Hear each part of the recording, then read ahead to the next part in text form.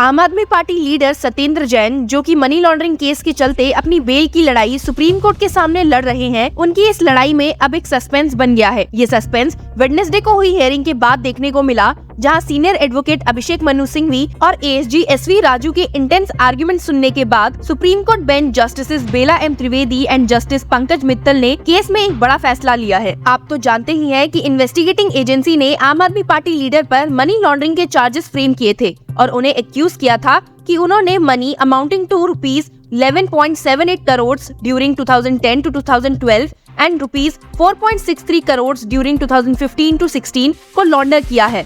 CBI का कहना है कि ये मनी लॉन्ड्रिंग 3 कंपनी से की गई है: Prayas info solution, Indo metal impex, Akinchan developers and Mangal Yatan projects. Jain पर ये इल्जाम है कि उन्होंने अपने एसोसिएट्स के through Kolkata based entry operators of differential companies को एकोमोडेशन एंट्रीज के लिए पैसे दिए हैं, जिन्होंने उन पैसों को रीरूट कर दिया in the form of investment through shares in Jain linked companies after layering them through shell companies. हालांकि जैन अभी मेडिकल ग्राउंड्स पर इंटरिम बेल पर है, फिर भी रेगुलर बेल सीक करने के लिए सुप्रीम कोर्ट उनका केस सुन रही है। पर आपने देखा होगा कि वेडनेसडे से पहले हुई हियरिंग्स पर जैन के एडवोकेट मनु सिंघवी ने उनकी तरफ से अपेयर होकर इन सभी एलिगेशंस को रिफ्यूट कर दिया था और साथ ही सिंघवी ने कहा था कि एजेंसी ने केस को शेयर होल्डिंग से बदलकर कंट्रोल की तरफ कर दिया है और उनके पास इसका कोई एविडेंस नहीं है। Singhvi said, not finding the shareholding good enough, they ED jet set in the ground of shareholding and adopted the ground of control। ऐसे ही सिंघवी ने सीबीआई और ईडी दोनों के प्रोसीड्स ऑफ क्राइम्स कॉन्ट्रडिक्शंस को भी मेंशन किया था और वो होपफुल थे कि सुप्रीम कोर्ट बेंच उनके आर्गुमेंट्स और एविडेंस के बेसिस पर जैन को बेल ग्रांट कर देगी।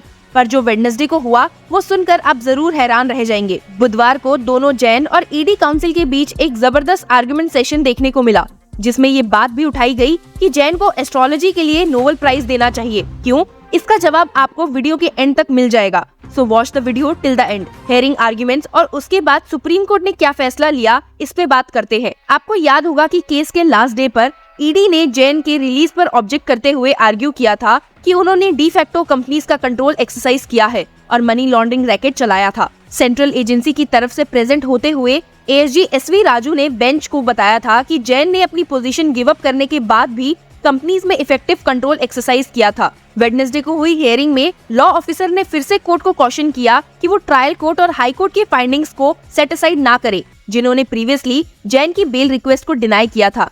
इसके कनेक्शन में SV Raju pointed to the circumspection with which the Supreme Court has ordinarily interfered with the concurrent findings. SV Raju के ऐसा बोलने पर जस्टिस त्रिवेदी ने उन्हें पॉइंट आउट किया, कहते हुए concurrent final findings not tentative findings. पर एसवी राजू ने इंसिस्ट किया कि फाइंडिंग्स ऑन फैक्ट्स। अपने आर्गुमेंट्स को कंक्लूड करते हुए उन्होंने फिर से रिपीट किया कि जैन से लिंक्ड कंपनीज के प्रीमियम शेयर्स इन्फ्लेट हुए थे, जबकि बायबैक रेट्स लो थे to provide a cover for the money laundering exercise. SV Raju ने बताया कि in the name of the companies these are later transfer to Ankush and Vaibhav और इस पूरी स्कीम के पीछे मास्टरमाइंड सत्येंद्र जैन है। लेकिन जैन काउंसिल एडवोकेट सिंघवी ने इन सभी एलिगेशंस को स्ट्रांगली डिनाई कर दिया। अपने रिजॉइंडर में उन्होंने कोर्ट से अर्ज किया कि वो सभी एविडेंसेस और सर्कमस्टांसेस को होलिस्टिक मैनर में देखे।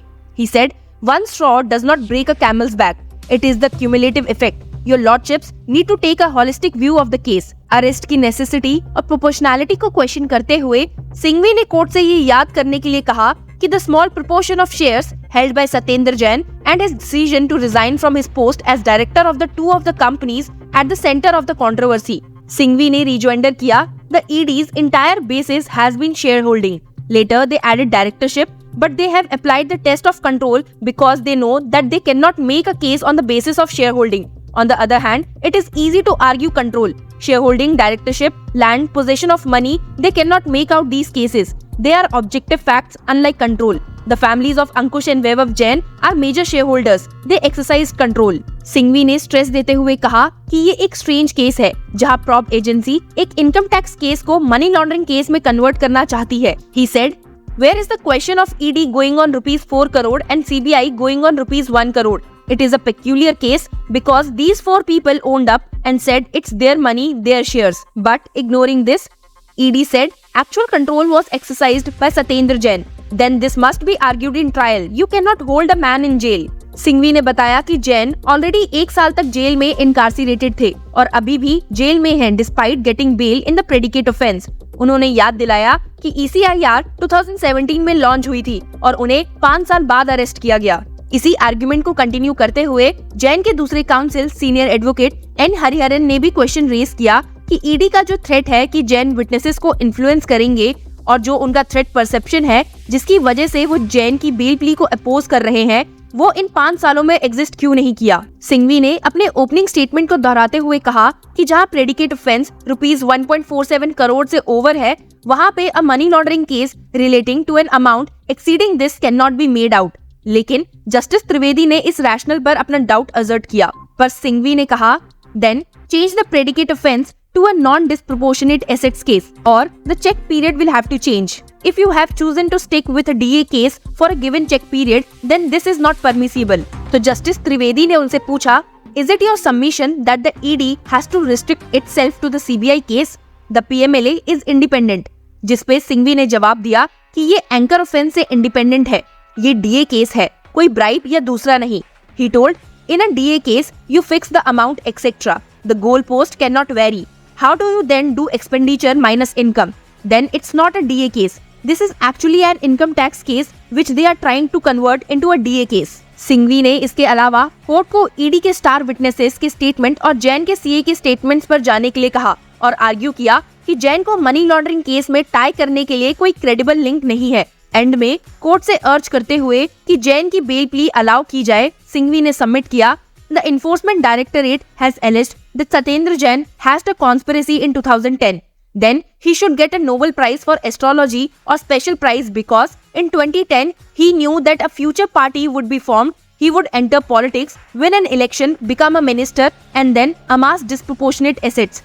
He wishes he were that omniscient. Then he would not be suffering like this. This agency is supposed to be an independent and objective. Sounds like Kafka's book, opposite of what they are. इस पूरे intense argument session और सवाल जवाब के बाद bench ने Satyendra Jain bail hearing पर अपना ऑर्डर रिजर्व कर लिया है। हालांकि उन्होंने को एक्यूज्ड अंकुश एंड वैभव जैन की पिटीशंस को 24 जनवरी के लिए लिस्ट किया है। अब जैन को बेल मिलती है या नहीं, ये तो ऑर्डर प्रोनाउंस होने के बाद ही पता चलेगा। तब तक we would like to know your views on this case. Keep commenting and following Law chakra.